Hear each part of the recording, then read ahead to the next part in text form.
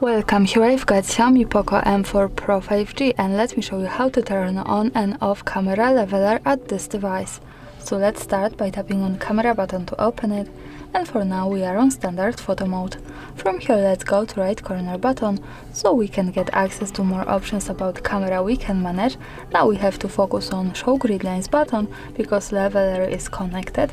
Let's tap to the bottom of it so we can get access to more options.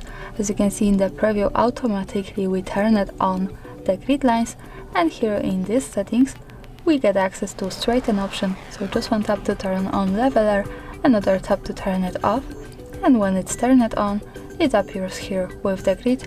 So it is useful when we want to be sure that we hold our device steady when we need to take straight picture, and when this line is at yellow color we can be sure that we hold it steady. And of course when we don't need leveler we have to move back to right corner settings, turn it off here or here in the settings as we need.